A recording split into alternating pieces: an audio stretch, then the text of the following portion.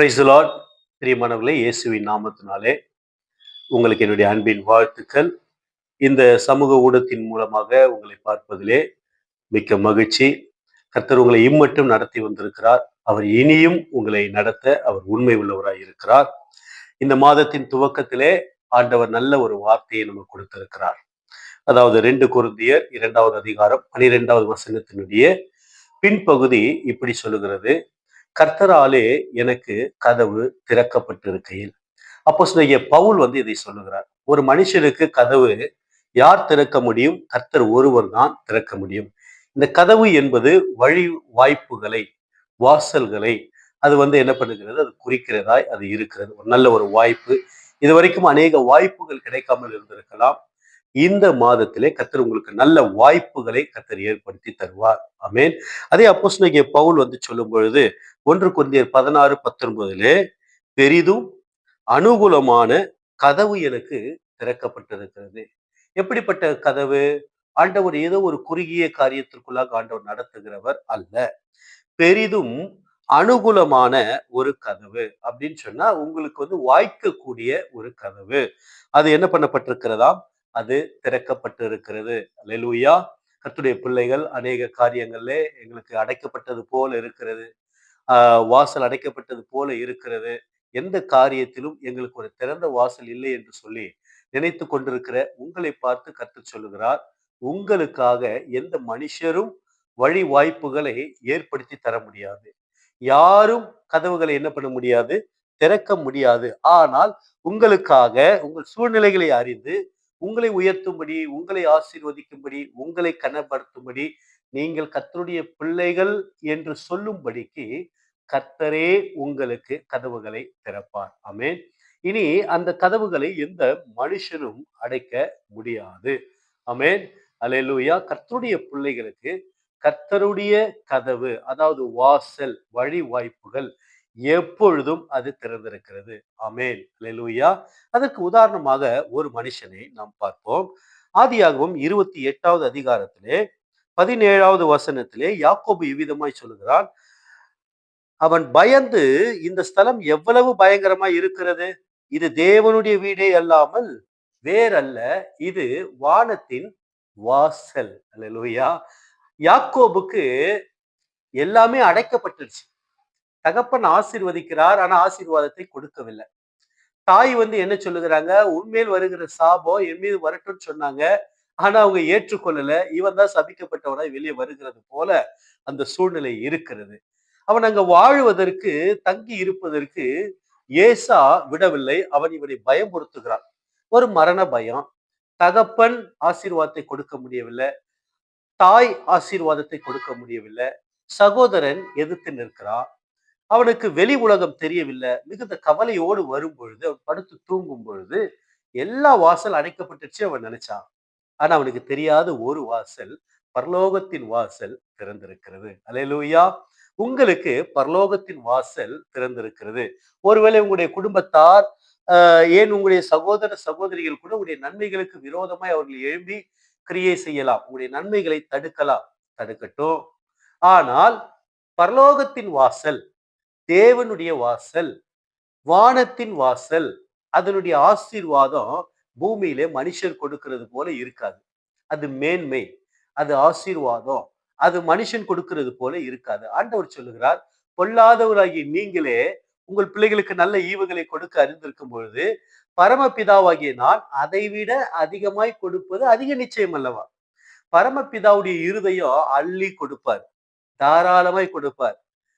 பிசினித்தனம் பண்ண மாட்டாரு, கஞ்சத்தனம் பண்ண மாட்டாரு. பாருங்க, ஆண்டவராகிய இயேசு மக்களுக்கு உணவுகளை கொடுத்து விட்டு மீதி எடுத்தது எத்தனை கூடையா? 12 கூட. அல்லேலூயா. அப்போ மீதி இருக்கிற அளவுதான் கர்த்தர் என்ன பண்ணுவார்? ஆசீர்வதிப்பார். அவர் வழி நடத்துவார். சரி. இந்த வாசல் திறக்கப்பட்டதுனால அவளுக்கு கிடைச்சதான நன்மைகள் என்ன? ஆண்டவர் அந்த இடத்துல அவர் சொல்லுகிறார், நான் உன் தகப்பனாகிய ஆபிரகாமின் தேவனும் ஈசாக்கின் தேவனுமாகிய கர்த்தர். நான் தான் உங்க எல்லாரையும் நடத்தினேன். உங்களுடைய முற்பிதாக்களை நடத்தினேன். உங்களுடைய தகப்பன்மாரை நடத்தினேன். இனியும் நான் தான் உங்களை என்ன பண்ண போறேன்? நடத்த போகிறேன்னு சொல்லிட்டு அவர் முதல்ல என்ன சொல்லுகிறார்? நீ படுத்திருக்கிற இந்த பூமி என்ன பண்ணுவேன்? உனக்கு தருவேன். நீ ஒன்றும் இல்லாதவனா இருக்கிறல, பரலோக கதவு உனக்கு திறக்கும் போது என்ன ஆகுமா, நீ இருக்கிற பூமியை சுதந்திரித்துக் கொள்வதற்கு கர்த்தர் உனக்கு அனுக்கிரகம் செய்கிறார். ஆமென். இரண்டாவது என்னவா, உன் சந்ததி பூமியின் தூளை போல இருக்கும். பரலோக ஆசீர்வாதங்க. பூமிக்குரிய ஆசீர்வாதம் இல்ல, பரலோகம் தேவன் கொடுக்கிறார். எப்படிப்பட்ட ஆசீர்வாதம், நீ இருக்கிற பூமி, நீ படுத்திருக்கிற பூமி, நீ நிற்கதியா நிற்கிற பூமி, நீ அழுது நின்று கொண்டிருந்த அந்த பூமி, நீ வெட்கப்பட்ட அந்த பூமி, அந்த பூமியில கர்த்தர் உன்னை ஆசீர்வதித்து உன்னை கனப்படுத்தி அந்த பூமி உனக்கு தருவார். அல்லேலூயா. ஆக யாக்கோபுக்கு அடுத்து அவர் என்ன சொல்லுகிறார், உன் சந்ததி பூமியின் தூளை போல இருக்கும்.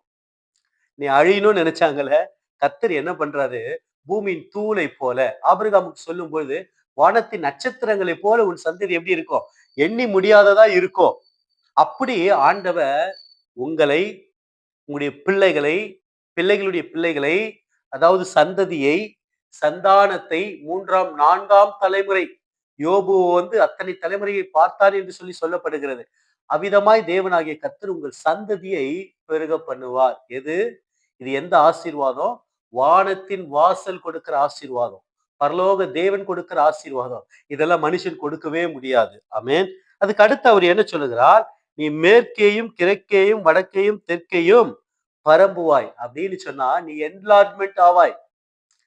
உனக்கு ஒரு விஸ்தாரத்தை கர்த்தர் வைத்திருக்கிறார். நாலா திசைகளிலும் உனக்கு ஒரு விஸ்தாரம். நீ ஆசீர்வதிக்கப்படுவாய். நாலா திசைகளிலும் உனக்கு வழி வாய்ப்புகள் கர்த்தர் திறந்திருக்கிறார். பவுல் சொல்லும் பொழுது அனுகூலமான பெரிதுமான வாசல். எப்படி, ஏதோ ஒரு வாசலை வச்சுட்டு ஆண்டவர் இதே வழியா அப்படி நடத்துகிறது அல்ல. பல வாசல்களை கர்த்தர் உனக்கு திறப்பார். அனுகூலமும் பெரிதுமான வாசல் ஆண்டவர் திறப்பார். உங்களுடைய எல்லைகளை அவர் என்ன பண்ணுவார், விரிவடைய பண்ணுவார். எப்படியா, மேற்கையும் கிழக்கையும் வடக்கையும் தெற்கையும் நாலா திசைகளில் இருந்தும் உனக்கு வழி வாய்ப்புகளை கர்த்தர் ஏற்படுத்தி கொடுப்பார். நிச்சயமாய் உன்னை உயர்த்துவார் கர்த்தர். ஆமென். அல்லேலூயா. அதுக்கு அடுத்து என்னவா, உனக்குள்ளும் உன் சந்ததிக்குள்ளும் பூமியின் வம்சங்கள் எல்லாம் ஆசீர்வதிக்கப்படும்.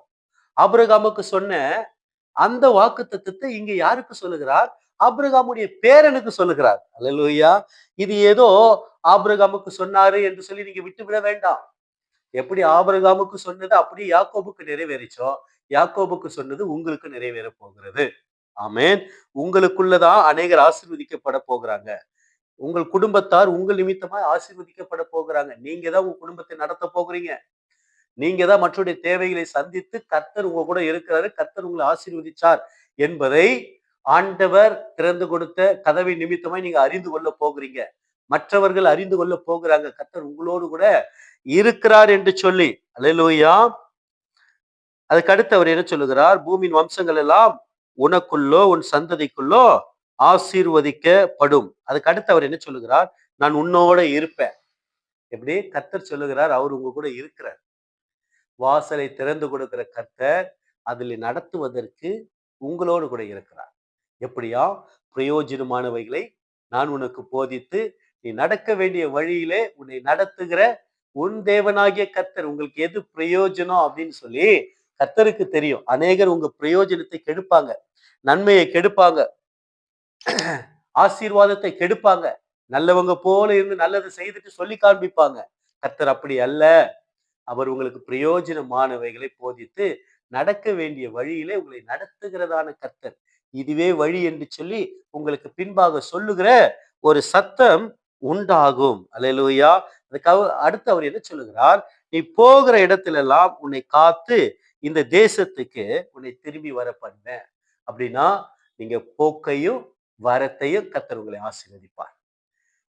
எங்க போகணும்னு ஆண்டவர் உங்களுக்கு திட்டமிட்டு இருக்கிறாரோ, எதை எதை செய்யணும்னு கர்த்தர் உங்களுக்கு திட்டமிட்டு இருக்கிறாரோ, பயப்படாதீங்க. எந்த மனுஷரை குறிச்சும் பயப்படாதீங்க. இந்த வாய்ப்பு, இந்த ஆர்டர் எனக்கு கிடைக்குமா, இந்த டெண்டர் எனக்கு கிடைக்குமா, கவலைப்படாதீங்க. எல்லா மனுஷருடைய கண்ணில் கர்த்தர் தயை கிடைக்க பண்ணி உங்களுடைய போக்கையும் வரத்தையும் கர்த்தர் ஆசீர்வதிப்பார். உங்களுடைய போக்கு வரவு வெறுமையா இருப்பது இல்லை. உங்களுடைய போக்கு வரவு வீண் விரயமா இருப்பது கிடையாது. நீங்க வீணாய் பிரயாசப்படுவது கிடையாது. வீணாய் அலைந்து திரிவது கிடையாது. உங்களுடைய போக்கையும் வரத்தையும் கர்த்தர் கூட இருக்கிறபடினால அவர் வாய்க்க பண்ணுவார். யோசேப்பு எதை செய்தானோ கர்த்தர் அதை வாய்க்க பண்ணுகிறார் என்று சொல்லி அவன் எஜமான் கண்டு. அப்படியே கர்த்தர் என்ன பண்ணுவாரா, நீங்க எதை செய்தாலும் கர்த்தர் உங்களை ஆசீர்வதித்து அவர் நடத்துவார். அதுக்கடுத்து அவர் என்ன சொல்லுகிறார், நான் உனக்கு சொன்னதை செய்யும் அளவும் உன்னை கைவிடுவதில்லை என்றார். எத்தனை ஆசீர்வாதம், எத்தனை ஆசீர்வாதம். பாருங்க, ஆபிரகாமுக்கு என்ன சொல்றார்? நீ படுத்திருக்கிற பூமியை தருவேன், உன் சந்ததியை ஆசீர்வதிப்பேன், நீ மேற்கையும் கிழக்கையும் வடக்கையும் தெற்கையும் பரம்புவாயின்னு சொல்லுகிறாரு. உன் நிமித்தம் உன் குடும்பம் எல்லாம் ஆசீர்வதிக்கப்படுன்னு சொல்றாரு. நான் உன்னோட கூட இருப்பேன்னு சொல்றாரு. நீ போகிற இடத்துல எல்லாம் நான் உன்னை பாதுகாப்பேன்னு சொல்றாரு. உன்னுடைய போக்கைய வரத்தை ஆசீர்வதிப்பேன்னு சொல்றாரு. இதெல்லாம் சொல்லிட்டு, இதெல்லாம் நான் உனக்கு கொடுக்குறேன் அப்படின்னு சொல்லிட்டு அவர் அமைதியா இருந்துடல. நான் உனக்கு சொன்னதை செய்யும் அளவும் உன்னை கைவிடுவதில்லை. உண்மை உள்ள ஒரு தெய்வம். அநேகர் உங்களுக்கு சொல்லிட்டு வார்த்தையை மாறி இருப்பாங்க. உங்களுக்கு கொடுக்குறேன்னு சொல்லிட்டு ஏமாத்தி இருப்பாங்க. உங்களுக்கு வர வேண்டிய நன்மைகள் தரேன்னு சொல்லிட்டு அவங்க என்ன பண்ணியிருப்பாங்க? ஏமாத்தி இருப்பாங்க. இது மனுஷனுடைய சுபாவம். ஆகவேதான் ஆண்டவர் சொல்லியிருக்கார், நாசியிலே சுவாசம் உள்ள மனுஷனை நம்புவதை பார்க்கிலும் கர்த்தர் பேரில் பற்றுதலா இருப்பதே நலம். நீங்க ஆண்டவரை பிடிச்சுக்குங்க. மனுஷரை நம்பாதீங்க. மனுஷ தயவு தேவைதான். ஆனா கர்த்தர் உங்களுக்கு பிரதானமா இருக்க வேண்டும். கர்த்தர் ஒருவரே உங்களுக்கு மேய்ப்பரா இருக்க வேண்டும். அப்போ உங்களுக்கான கதவு திறக்கப்பட்டிருக்கிறது. அதனுடைய நன்மைகளை என்ன பண்ணுவீங்க? நீங்க அனுபவிப்பீங்க. ஏசாயா 45:4 சொல்லுகிறது, கர்த்தர் தம்முடைய பிள்ளைகளுக்காக வெண்கல கதவுகளை உடைத்து இரும்பு தாழ்பால்களை முறித்து அந்தகாரத்தில் இருக்கிற பொக்கிஷத்தையும் ஒளிப்பிடத்தில் இருக்கிற மறைபொருள்களை கர்த்தர் கொடுப்பாராம்.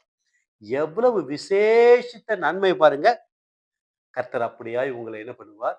ஆசீர்வதித்து நடத்துவார். உங்களுக்கான வாசல் திறந்திருக்கிறது. உங்களுக்கான கதவு திறந்திருக்கிறது. அது பரலோகத்தின் கதவு. தேவன் உங்களோடு கூட இருக்கிறார். தைரியமா இந்த மாசத்திலே நீங்க பிரயாணம் பண்ணுங்க. ஆண்டவர் திறந்து கொடுத்திருக்கிற இந்த வழி வாய்ப்புகளை பயன்படுத்திக் கொள்ளுங்க. கர்த்தர் மிகுந்த ஆசீர்வாதத்தினாலும் நன்மையினாலும் உங்களை நிறைத்து நடத்துவார். ஆமென். நான் உங்களுக்காக ஜெபிக்கிறேன். கண்களை மூடி நாம் ஜெபிப்போமா? ஆண்டவரே, நீர் கொடுத்த இந்த நல்ல வார்த்தைக்காய் ஸ்தோத்திரம். ஆண்டவரே, கர்த்தர் தான் எங்களுக்கு வாசல்களை திறந்து கொடுக்க முடியும். மனுஷர்கள் எல்லாம் எங்களுக்கு விரோதமாய் இருக்கிறார்கள். சூழ்நிலைகள் எங்களுக்கு விரோதமாய் இருக்கிறது. பொல்லாத பிசாசு எங்களுடைய நன்மைகள் எல்லாம் தடுத்து கெடுத்து கொண்டிருக்கிறதை ஆண்டவரே நாங்கள் பார்க்கிறோம். இப்படிப்பட்ட சூழ்நிலைகளை கர்த்தர் எங்களுக்காக கதவுகளை திறக்கிறவர்.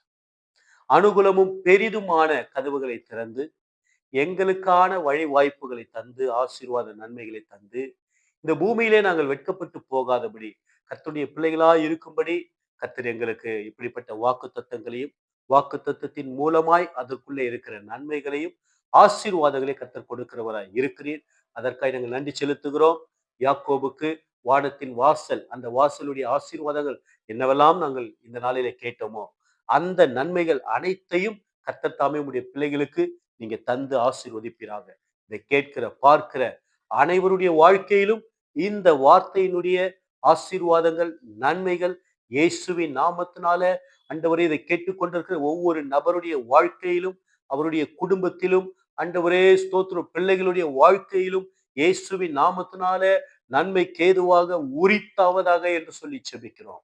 சகல ஆசீர்வாதங்கள் நன்மைகள் உண்டாகும்படியே நாங்கள் ஜெபிக்கிறோம். தடைகள் நீங்கட்டும். புதிய வாசல்கள் திறக்கப்படுவதாக. இந்த நாளிலும் வியாதியோடு பலவீனத்தோடு இருக்கிற ஒவ்வொரு கர்த்தருடைய பிள்ளைகளுக்காய் நாங்கள் ஜெபிக்கிறோம். கர்த்தருடைய சமாதானத்தை கூறுகிறோம். இயேசுவின் நாமத்தினால தெய்வீக சுகம் பலன் ஆரோக்கியம் உண்டாகட்டும். கர்த்தராகிய இயேசு கிறிஸ்து விலையேற பெற்ற ரத்தத்தை உங்களுடைய பிள்ளைகள் மீது வைத்து நாங்கள் ஜெபிக்கிறோம். இந்த மாதத்தில் மிகுந்த தேவையோடு இருக்கிறதான ஒவ்வொரு கர்த்தருடைய பிள்ளைகளையும் கர்த்தர் கண்ணோக்கி பார்ப்பீராக.